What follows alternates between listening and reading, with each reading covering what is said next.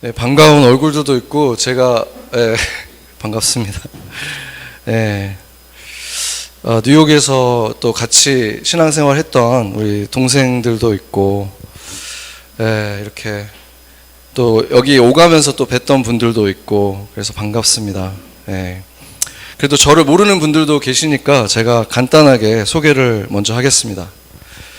저는 이 교회 담임 목사님이신 최재원 목사님께서 이제 거의 딱 20년 정도 됐는데 뉴욕의 맨하탄에서 그 교회를 MMC라는 교회, 맨하탄 선교교회를 개척을 하셨고 제가 청년 시절에 그 교회에서 주님을 깊이 만나게 되고 그래서 신학교를 가게 됐고 그래서 결국은 최재원 목사님을 이어서 2대 담임 목사로 제가 그 교회를 섬기게 됐습니다.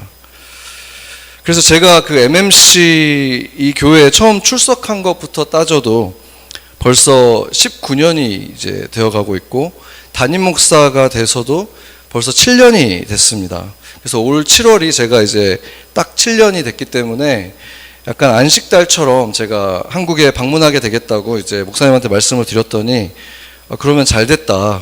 너가 여기 와서 설교를 하고 네, 목사님이 거기서 또 설교를 하시겠다 이렇게 말씀하셔서 처음에 조금 주저하긴 했는데 그래도 여기에도 제가 사랑하는 분들이 계시고 또 이 교회를 제가 계속해서 매주 기도해 왔던 교회이기 때문에 감사한 마음으로 저도 그렇게 하기로 같이 결정을 했습니다. 제가 뭐 몽골 지나면서 여러분들 저를 보신 분 있고 몽골 선교 같이 가신 분도 있고 이렇게 한 번씩 드려서 겨울에 제가 주로 와서 이렇게 한 번씩 예배를 드렸었는데 이렇게 여름에 온 것도 그렇고 또 4주 연속으로 여기서 말씀을 전하게 된 것은 아마 저에게도 굉장히 특별한 경험이 될 것 같습니다. 그래서 주님이 이 4주 동안 이 교회에 또 저에게 저희 가족들에게도 어떤 말씀을 주실지 제가 굉장히 기대를 하고 있습니다. 근데 제가 한 가지 분명하게 말씀드릴 수 있는 거는 이게 우리가 계획한 것 같지만 하나님의 계획 속에 있었던 일이고 분명히 우리가 이 4주 동안에 무언가를 마무리도 하고 또 새로운 것을 준비하는 그런 시간이 될 거라는 그 확신이 제 마음 안에 있습니다. 저희 교회도 그렇고 이 NMC도 그렇고 여러분들도 그렇고 제가 마침 지난주에 사우스다코타 선교를 다녀왔습니다. 그 MMC를 다녔던 분들은 너무 잘 아시는 곳이겠지만 그곳은 어느새 저희가 19년째 지금 가고 있는 미국의 원주민 보호구역입니다. 그 MMC를 거쳐간 분들 중에서 많은 분들이 그곳에서 한 번쯤은 또 선교를 같이 했었는데 한마디로 그것을 설명하기는 좀 어렵지만 이렇게 생각해 보면 좀 공감이 될 것 같습니다. 그러니까 미국 땅에 원래 있었던 원주민이잖아요, 그분들이. 그런데 그분들이 원래 있었던 그 땅에 지금은 미국 땅에 정말 온 열방이 모여 있잖아요. 제가 지금 온 맨하탄이라는 그 조그만 섬만 해도 하루에 그 800개의 언어가 사용되거든요. 그러니까 그 미국 전체를 생각해 보면 정말 전 세계가 다 미국에 와 있다고 봐도 과언이 아닙니다. 그런데 그 모든 민족은 사실은 이민자들인 거잖아요. 백인이든 흑인이든 에이시안이든 다 이민자들이고 원래 그분들이 먼저 있었던 땅이죠. 그래서 지금 그 미국이라는 땅은 이민자들의 나라 그리고 온 열방의 모든 민족들 모든 언어들이 다 모여 사는 땅이 되어 있는데 그 중에서 가장 가난한 민족이 바로 그 원주민들이 되어 있다는 거예요.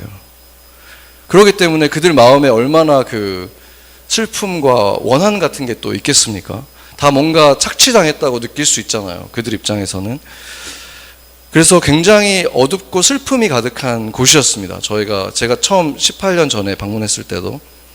그리고 저희가 이제 오랫동안 그 땅을 계속 방문하고 있지만 그렇게 크게 변화를 보지를 못했어요.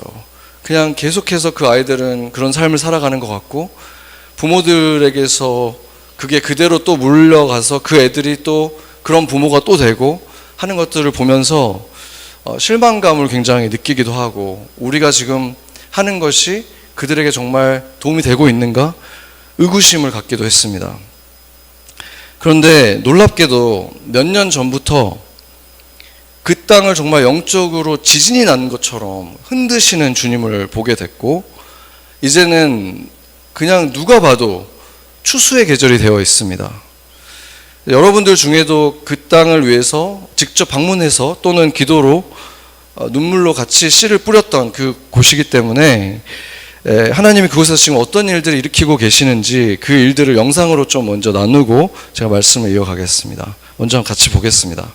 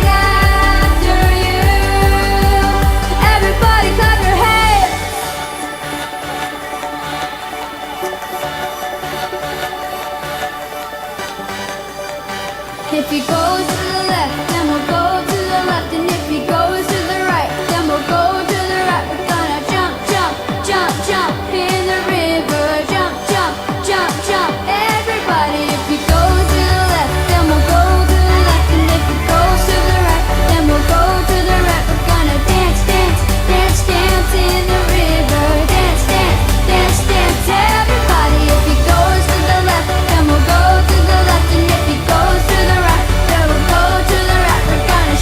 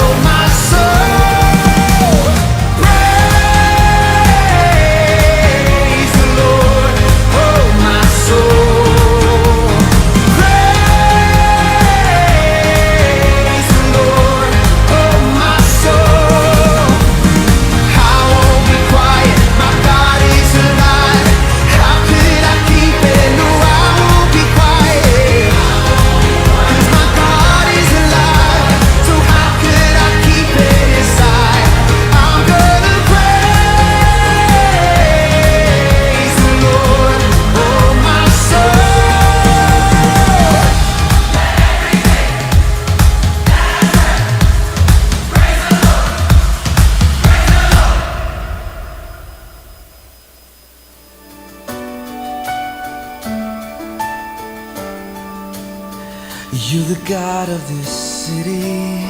You're the King of these people. You're the Lord of this nation. You are. You're the light in this darkness. You're the hope to the hopeless. You're the peace to the restless. You are.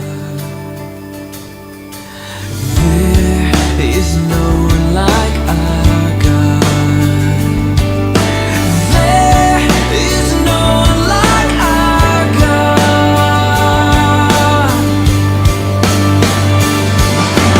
Greater things are yet to come, and greater things are still to be done in this city.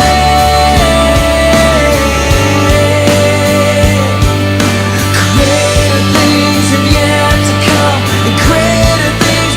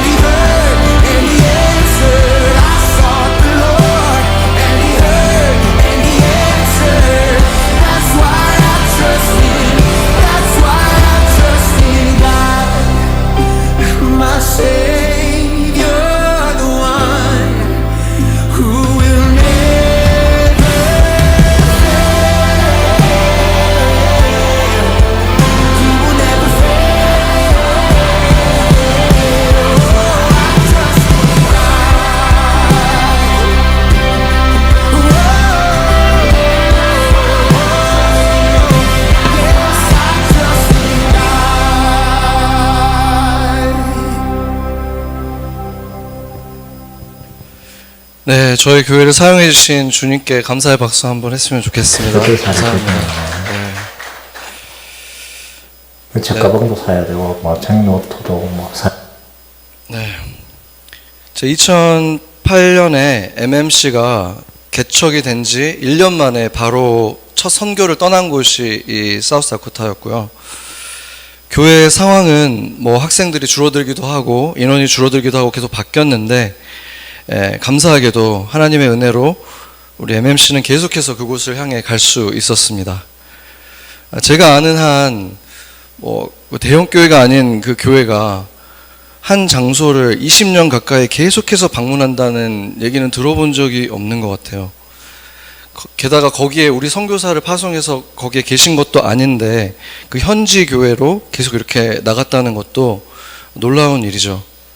그래서 이 선교의 이야기를 제가 어디 가서 하면 다들 놀랍니다. 이 교회가 참 신실하다 이런 칭찬도 많이 듣습니다. 그런데 그 사역에 참여했던 제가 솔직하게 말하자면은 그 신실함은 우리의 신실함이 아니라 하나님의 신실함이었습니다. 올해 같은 경우는 아까도 지금 보겠지만 정말 많은 팀원들이 갔습니다. 총 55명이 가게 됐고 그래서 더 가고 싶은 사람들을 받을 수가 없을 정도로 그렇게 갔습니다. 그런데 어떤 해에는 정말 올해 우리가 그곳을 갈 수 있을까 그렇게 생각이 들 정도로 선교대원 한 명 한 명을 이렇게 어렵게 모아서 간 적도 많았습니다. 가장 큰 도전은 2019년에 이제 제가 이제 7년 전이죠. 제가 처음으로 교회에 다님으로써 팀을 이끌고 갔던 그 해의 선교였는데 선교가 있기 불과 몇 달 전에 그 우리 교회의 그 VBS에 이렇게 나오고 알고 있던 한 아이가 여자아이가 불행한 선택을 하는 비극이 있었습니다. 그 사건이 일어났을 때 그동안 어렴풋이 우리를 괴롭히던 그 생각들, 우리가 하는 이 선교의 사역은 과연 누구를 위해서 하는 것인가? 선교 팀원은 거기에 가서 훈련도 되고 또 좋은 경험들을 하고 돌아오는 것은 맞긴 한데 정작 그 땅의 원주민 아이들에게도 우리가 좋은 영향을 끼치고 있는 것인가? 그렇게 해소되지 않고 있던 그 의구심이 그 사건으로 폭발을 하게 된 것이죠. 당시 이제 막 목회를 시작했던 저에게는 정말 감당하기 어려운 시험이었습니다. 열매가 분명하게 보이지도 않는, 열매가 없는 것 같은 이 사역을 그만하는 게 어떻냐 하는 이런 속삭임들, 영적 공격이 치열하게 저에게 찾아왔습니다. 그때가 이미 12년 동안 선교를 했었던 때인데 그곳에 어떤 변화가 있었느냐? 그곳은 여전히 그대로 있고 너희들의 사역은 아무런 의미가 없다. 그리고 이제 12년이나 그곳을 같은 곳을 계속 갔는데 그만한다고 해서 누가 뭐라고 할 수 있겠습니까? 그런 합리적인 생각도 있었습니다. 그런데 그걸 가지고 제가 주님 앞에 부르짖었을 때 주님이 주시는 마음은 달랐습니다. 너희가 가서 그 땅을 위로하라. 이런 마음인 거예요. 그래서 다시 순종하면서 그 땅으로 가기로 결정을 했습니다. 그때 주님이 진실의 빛을 비춰주셨어요. 너희가 그곳을 찾고 그곳의 아이들에게 나의 이름을, 나의 사랑을 보이지 않았다면 그 아이가 지금 어디 있겠느냐. 그래서 그해 여름에도 우리는 그곳으로 돌아갔고 그 아이의 작은 무덤 앞에서 함께 예배를 드렸습니다. 그리고 그해 겨울 코로나가 시작이 돼서 선교는 2년 동안 중단이 됐습니다. 아마 그대로 영영 돌아가지 않는 게 어쩌면 가장 자연스러운 길이었을 것 같습니다. 그러나 우리는 우리보다 더 큰 어려움을 겪고 있던 그 교회를 위해서 찬양을 녹화를 해서 보내주고 선교 헌금을 모아서 보내주면서 우리가 할 수 있는 한 최선을 다해서 주님의 사랑을 나누었습니다. 코로나가 지나고 나서 3년째가 된 해에 아직 선교를 시작하기에는 다들 조심스러운 분위기 속에서 선교팀을 바로 보내는 것은 그때 당시에도 불가능했습니다. 그래서 저와 또 우리 교회의 그 미디어 팀, 촬영 팀과 또 우리 교단의 선교국장인 한 목사님, 이렇게 해서 그 팀을, 작은 팀을 꾸려서 그 현지 원주민들의 얘기를 들어보는 시간을 갖자 하고 찾아갔습니다. 그동안 우리가 그곳에서 계속해서 선교를 진행했고 그분들이 일부 라이드를 해준다든지 이런 간접적인 도움은 받았지만 직접적으로 선교에 참여한 적은 거의 없었습니다. 그리고 선교가 끝난 후에도 그분들이 어떻게 느끼는지 피드백을 받아볼 기회도 거의 없었기 때문에 이번 참에 우리가 그들의 이야기를 들어보자 하고 찾아갔던 겁니다. 이미 10년 넘게 그곳에서 우리가 사역을 했고 서로 마음을 주고받았기 때문에 마음은 굉장히 많이 가까워져 있긴 했지만은 대화의 시간을 충분히 갖지는 못했었습니다. 그래 우리는 그 마을에 이제 갔을 때 마침 장례식이 있어서 그곳에 저희가 초대를 받기도 했고 그들이 어떻게 장례를 지내는지 그런 문화들도 경험을 했습니다. 그리고 10살도 안 된 어린 아이들부터 해서 10대 청소년들, 그리고 어른들, 그리고 그곳에 사역하는 목회자들까지 차례로 만나면서 그분들의 많은 이야기를 들었습니다. 대화의 끝에 제가 그분들에게 물었습니다. 저희가 12년 동안 이곳에 와서 사역을 했는데 솔직하게 우리에게 얘기해주면 좋겠다. 우리에게 제안하고 싶은 것들 있으면 알려달라고 제가 부탁을 했습니다. 앞으로 더 효과적인 선교를 하기 위한 것이니까 솔직히 나눠주기를 당부했습니다. 그런데 그 어린 아이부터 그 목회자까지 다 똑같은 말을 저한테 해주는 거예요. 우리는 당신들이 매년 돌아와서 했던 그 모든 것들을 다 좋아합니다. 그 모든 것들이 다 좋았습니다. 라고 얘기를 해주는 거예요. 함께 갔던 그 저희 교단 선교국장이었던 목사님은 올랜도 출신입니다. 올랜도에서 목회를 하셨는데 그분이 이제 자기 교회도 일부라도 작은 부분이라도 꼭 참여하고 싶다고 의사를 밝혀주셨고 그리고 실제로 그 다음 해였던 4년 전부터 그 교회에서 어르신분들이 참여를 해주셨습니다. 아까 부채춤 추시고 하는 분들 있죠. 예, 그분들이 한국 무용 해주시고 또 주방에서 음식을 만들어 주시는 그 사역을 감당해 주시기 시작했습니다. 그리고 2년 전부터는 뉴저지에 있는 청소년들이 많은 교회가 또 참여하게 됐는데 아까 아이들이 굉장히 많죠. 우리 팀 아이들. 그러면서 사실상 정말 그 우리 팀에 거의 갓난 아기부터 해가지고 제일 연세가 많은 분이 아까 부채춤 출신 84세 올해 된 분까지 거의 모든 세대가 선교에 동참을 하면서 많은 열매들이 이제 맺히는 것을 저희가 경험하고 있습니다. 아까 그 영상에서 본 것처럼 올해 그곳에 7명의 10대 아이들을 포함해서 총 9명에게 그 침례탕에서 침례를 제가 베풀었습니다. 그 아이들 그 표정이라든지 그리고 아까 그 마지막에 기도해주는 장면들을 보면은 정말 제가 할 말을 잃어버리는 게 그 아이들이 다른 아이들을 위해서 기도를 해주는 거예요. 작년에도 우리와 함께 했고 우리와 만났을 때 이 코리안 팀이 계속 와서 자기의 삶에 굉장히 많은 영향을 끼쳤고 그래서 자기도 선교사가 되고 싶어요 라고 말했던 애가 다른 네이티브 애들을 찾아가서 기도를 해주고 있는 거예요. 정말 제가 할 말을 잃어버렸어요. 어떻게 이렇게 하나님이 우리를 사용해 주실까? 그냥 저 장면들을 볼 때마다 저는 그냥 와 어떻게 이러지? 그냥 계속 와만 연발했던 것 같아요. 거기서.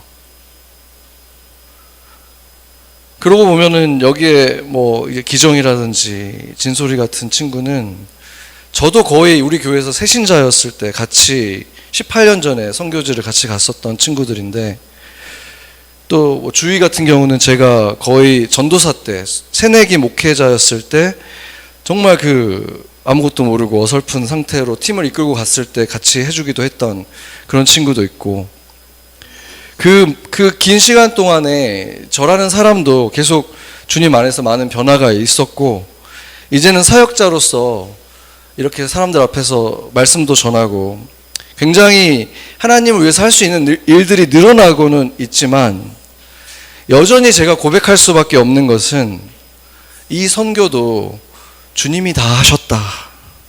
주님이 다 하셨고, 제가 한 것은 고작 그 잔치가 열린다고 벽보를 붙이고 다녔고, 다 차려놓으신 그 상에다가 숟가락을 이렇게 놓는 거, 그 정도 일을 내가 했을 뿐이다. 저뿐만이 아니라 정말 열심히 수년 동안 그곳에 방문하면서 섬겼던 분들하고 제가 대화를 이번에도 했는데, 그분들이 다 똑같이 말하는 거예요. 주님의 잔치에 그냥 숟가락만 얹은 것 같습니다. 여러분, 원래 선교는 주님이 하시는 거예요. 선교 팀원들은 단지 그 맨 앞자리에 서서 가장 가까이에서 주님이 하시는 일을 보고 듣고 만지고 경험하는 그 특권을 누리는 겁니다. 오늘 우리가 읽었던 이사야서의 이 하나님은 수천 년이 지났지만 주님의 말씀을 듣고 주님이 부르시는 곳으로 나아가는 순종하는 자들에게 여전히 똑같은 방식으로 역사하고 있다는 것입니다. 제가 그림을 하나 보여드리겠습니다. 사진 하나 보여드릴게요. 보이시나요? 네. 굉장히 인상적인 사진인데 AI 합성 사진이 아닙니다. 거의 그럴 것처럼 느껴지지만 실제로 배가 원래 이렇게 큰 배들이 떠다니던 곳이 수십 년 만에 사막이 된 그런 곳이에요.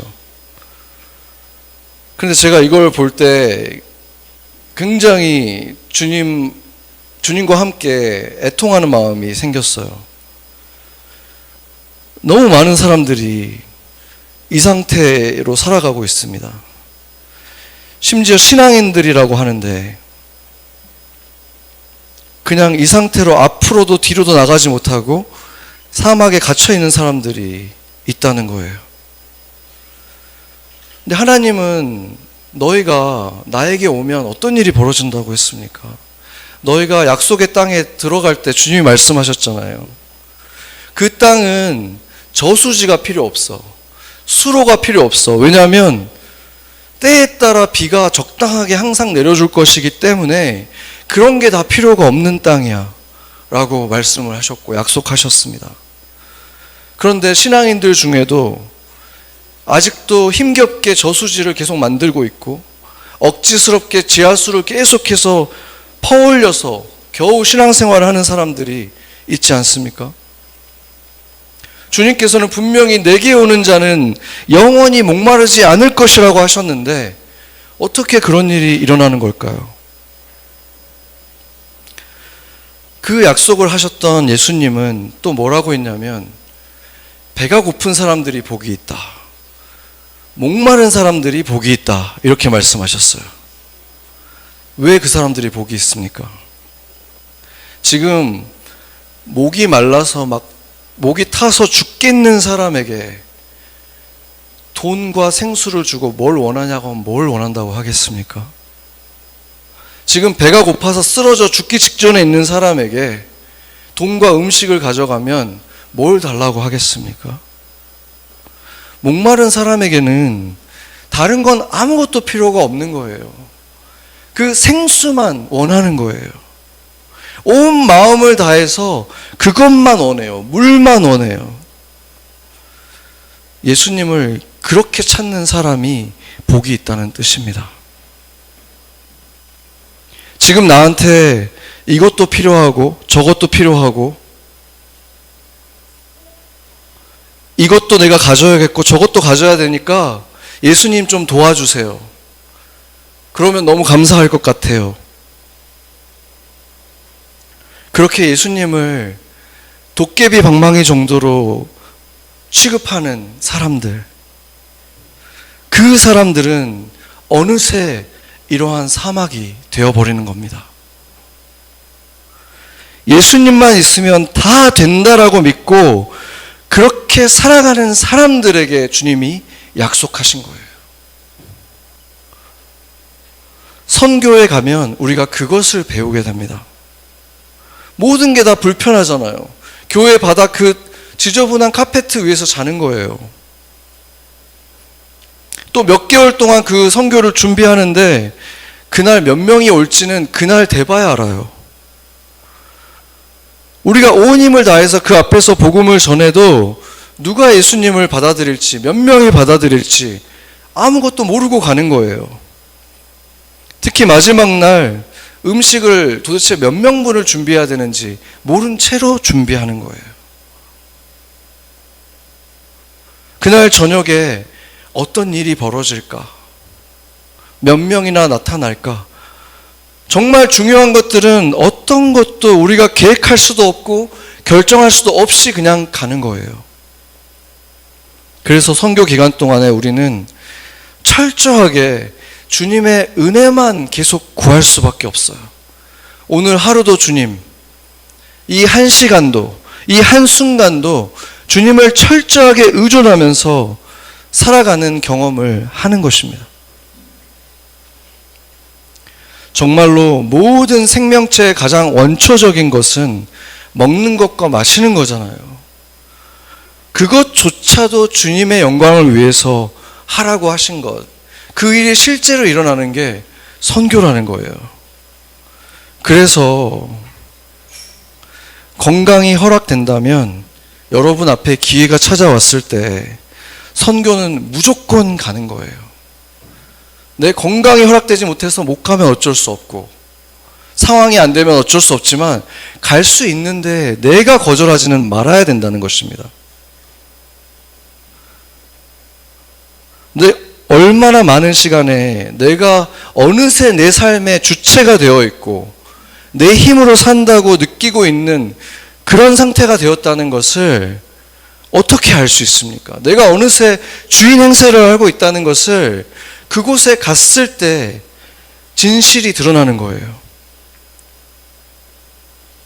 그러고 나면 며칠이나 몇 주 후면 아무 의미가 없어지는 일들에 대해서 시간과 에너지를 낭비하지 않도록 시원한 물을 몸에 끼얹었을 때 깨어나듯이 그렇게 층층이 가려져 있던 그 진실에 눈을 뜨게 되는 너무나 복된 기회가 바로 이 교회, 우리 교회, 이 교회들이 얼마나 큰 복이 있습니까? 우리는 직접 선교를 나가잖아요. 그러나 만약에 건강이나 여건이 정말 되지 않는다면, 정말로 갈 수 없는 상황이 된다면 그때는 일상에서 더욱 깨어있도록 애를 써야 합니다. 우리 안에 그 갈망이 있다면 아주 사소한 순종들이 모여서 주님의 영광을 위해서 일상에서도 충분히 살아갈 수 있습니다. 작년에 저희 성도 중에 한 분이 말씀 카드 몇 장을 보여주면서 하나를 고르라고 해서 제가 집히는 대로 하나를 받았는데, 그래서 책상에 이렇게 세워놨는데 그 말씀이 뭐였냐면 이사야서 43장 19절이었습니다. 제가 읽겠습니다. 보라, 내가 새 일을 행하리니 이제 나타낼 것이라. 너희가 그것을 알지 못하겠느냐. 반드시 내가 광야의 길을 사막에 강을 내리니. 아멘. 그 말씀을 앞에다 두고 계속 그게 시선이 그쪽으로 가더라고요. 그래서 어느 날 이 말씀을 좀 더 깊이 묵상해 봐야겠다 해서 이사야 43장을 펼쳤습니다. 43장 오늘 우리가 1절에서 7절을 봤는데 1절을 보면 이렇게 돼 있죠. 야곱아, 너를 창조하신 여호와께서 지금 말씀하시느니라. 이스라엘아, 너를 지으신 이가 말씀하시느니라. 너는 두려워하지 말라. 내가 너를 구속하였고 내가 너를 지명하여 불렀나니 너는 내 것이라. 아멘. 여러분, 이 구절 익숙하지 않습니까? 정말 유명한 찬양의 가사가 여기에서 나온 것입니다. 이 찬양은 제가 처음으로 저에게 제 인생의 첫 번째 찬양이에요. 처음으로 외워서 부를 수 있었던 찬양이었는데 20대 후반에 제가 정말 블랙홀처럼 모든 것을 빨아들이는 절망에 빠져있던 때가 있었어요. 그냥 삶의 의욕을 다 잃어버렸던, 그냥 그 죽음의 공허함을 느꼈고, 죽음이라는 것이 이렇게 가만히 있는 게 아니라 삼키는 거라고 느끼는, 헤어나오지 못한 때였습니다. 그때 친구의 어머니가 저한테 성경책과 이 찬양 CD를 선물해 준 거예요. 찬양 CD를 들어본 적도 없었습니다, 그 전에는.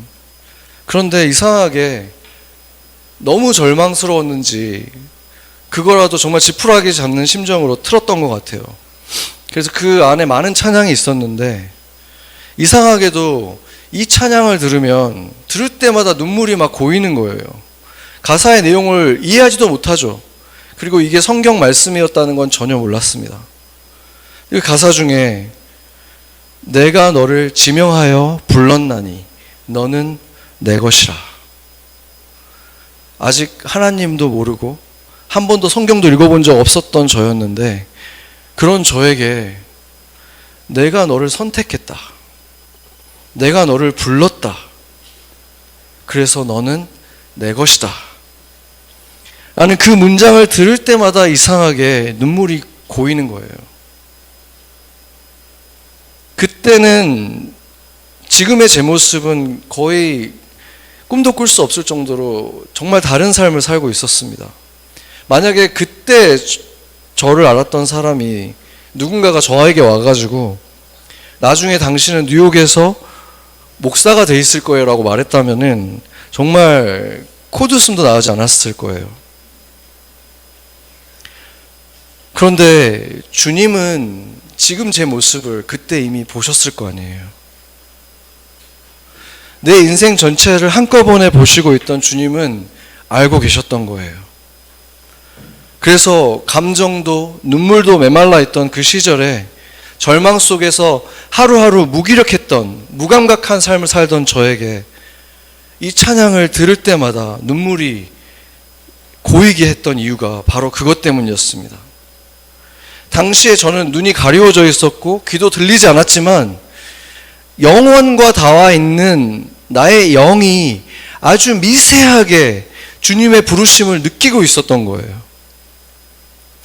그래서 제 영혼 깊은 곳에서는 사실 간절히 바라고 있었던 거죠.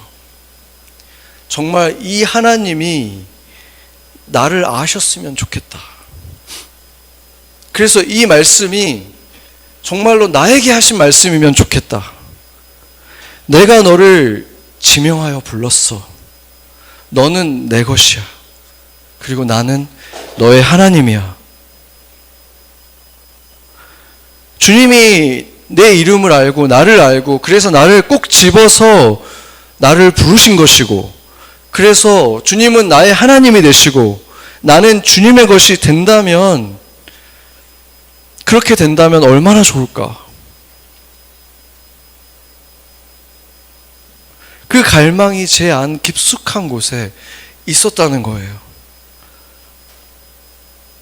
그리고 그 똑같은 갈망이 지금도 저에게 있습니다.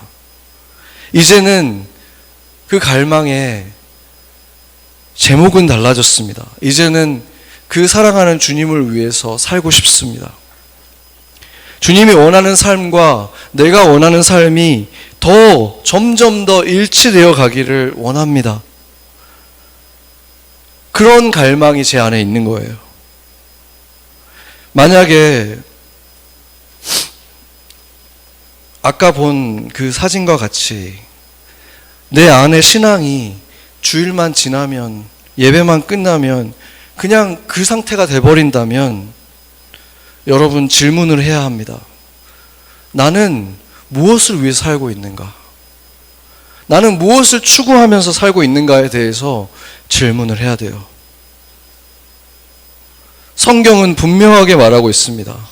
우리의 인생의 목적은 온 마음과 몸을 다해서 하나님을 사랑하는 것이다 라고 말하고 있어요. 열심히 펌프질을 해야만 겨우 봐줄 만한 정도의 신앙인이 된다고 말씀하시지 않았어요.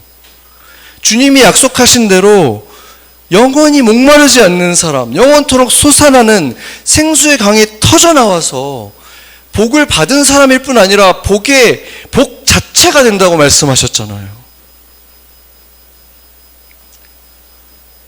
제가 목회를 하면서 바라보면서 깨닫게 된 게 있습니다. 사탄은 계속해서 두 가지를 헷갈리게 만들어요.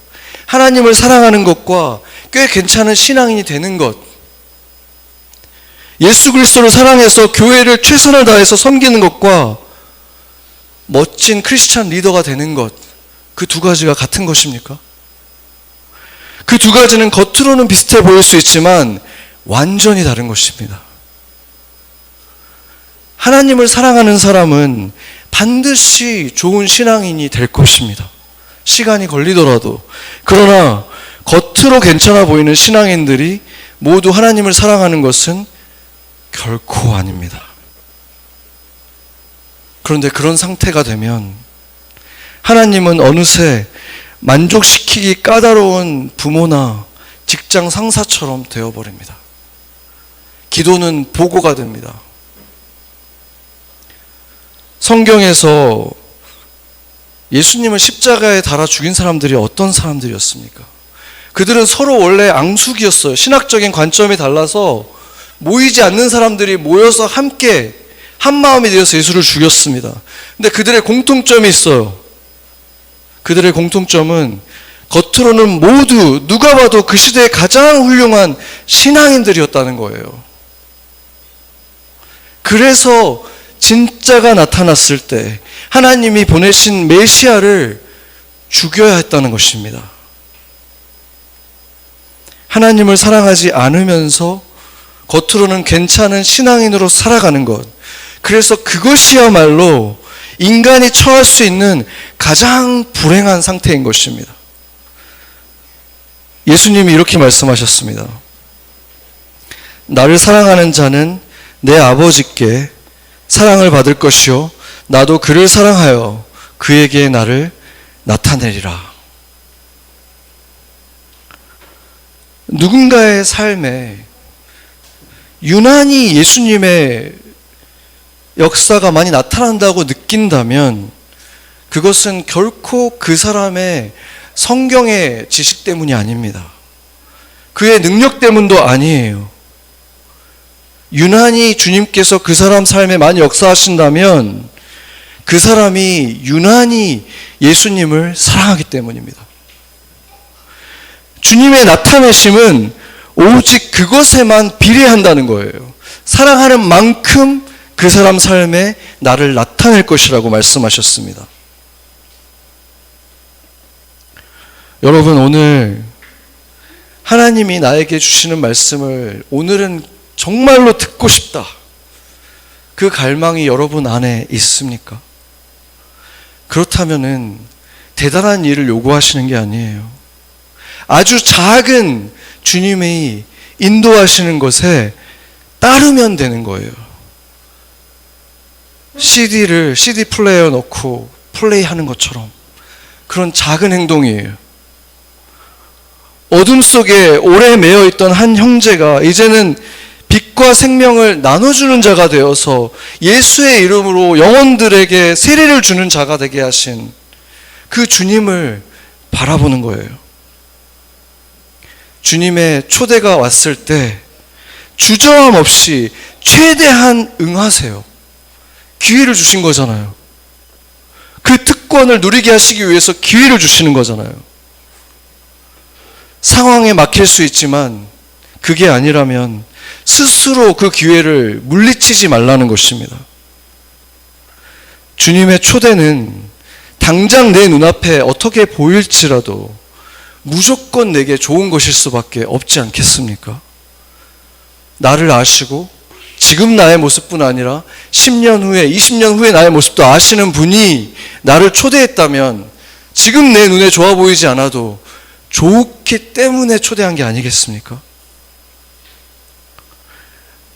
내가 필요해서 나를 부르셨다고 착각해서도 안 됩니다.